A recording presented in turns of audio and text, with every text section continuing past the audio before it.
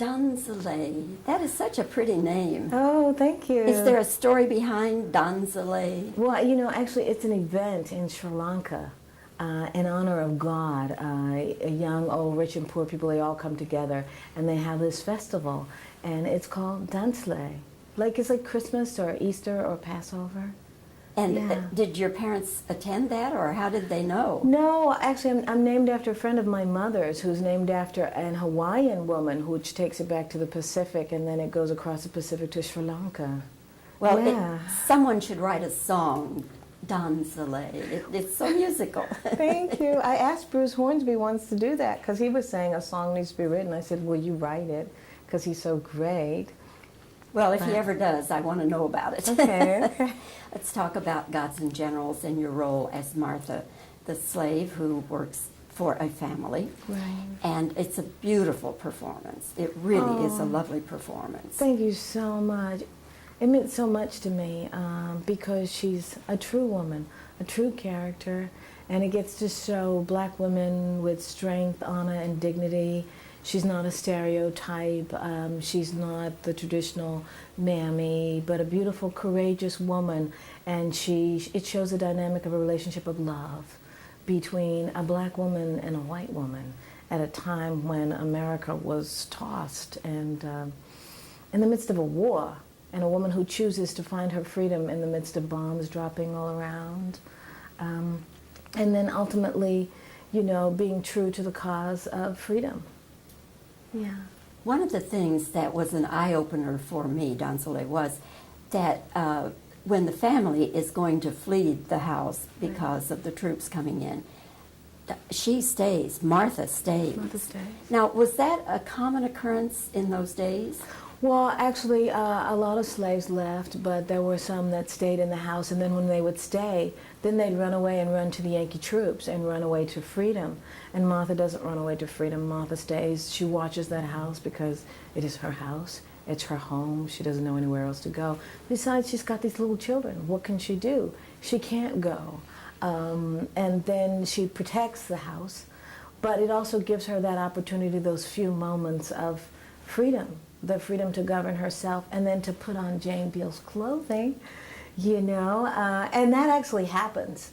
Martha literally does this. She did it, and Jane Beale writes about it in her diary. And then she turns the house into a hospital for the Yankee troops. And she, you know, feeds them and tries to heal them and to just give them a sense of peace in the midst of battle. If your father, Ralph Abernathy, were still living, what would he say about you being in this movie and about the movie itself? I think that he would have been really proud of me. I know he would have been really proud of me. I think that he would have thought that I'm carrying on a legacy, trying to uplift black people, black women. As far as the movie, The Civil War, I think he would have loved the movie. I think he would have thought, you know, we should show more of the other side of the cruelties of slavery, but we'll do that in the next movie. He constantly reminded me of the cruelty and the sacrifices that were made and the importance that we had to do better than the previous generation and that we needed to never forget our past and our history. So that part I think he would have been really glad about, and I think he would have loved Ron Maxwell and his dedication to truth, and I think he would have been really proud that it shows the complexities of these different relationships, that people aren't one-dimensional, that they're three-dimensional, that Stonewall Jackson was a man who happened to have a heart, you know, and that there was a Joshua Chamberlain and who fights for this moral victory, and that Robert E. Lee, who he was. I think my father would have been really proud, and I know that Kwesi Mfume, who's president of the NAACP, who's a dear friend of mine, was my guest at the premiere, and Kwesi said he was proud, and that this movie inspires him to go forward and reminds him of what he was brought here to do on this earth. So yeah, I think it will do good, I hope. During the filming of Gods and Generals, were you ever able to witness the battle scenes that were reenacted? Well, I sat on the set when the Yankee troops are being told that they had to retreat, and you see Jeff Daniels as Joshua Chamberlain sit there. And this is after the Battle of Fredericksburg, and they're just exhausted. I sat on the set that night, and I watched all the soldiers, but the actual fighting, no. It was just too vast and too big, and there are over 7,500 extras, those men, I mean, and you know, that's not, you know, computer-generated imagery. Those are actual extras and reenactors. And so that was just so rich, and so there's no way they could have had room for the women, you know, for us.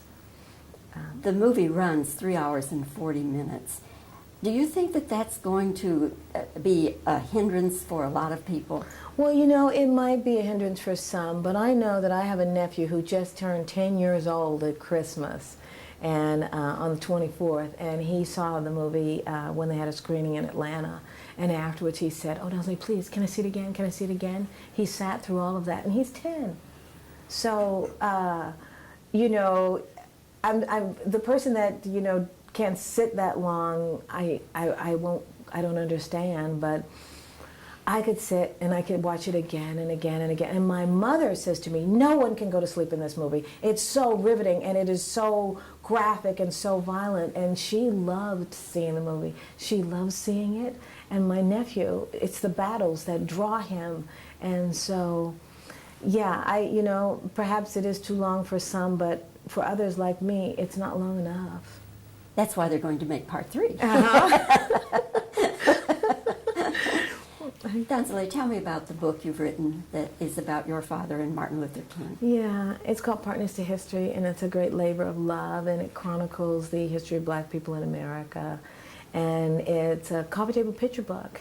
And I wanted people to know, and future generations to see the photography, the reality, and so that people will not speculate and say this happened and this happened. You can see it in black and white, and then you can hear the words, my father's words, Martin Luther King's words, John Kennedy's words, Lyndon Baines Johnson's words, all the people that were actually there at that time, and I chronicle all the movements all the way to the end. And it's a legacy that I want to pass on to the little ones in my family, you know.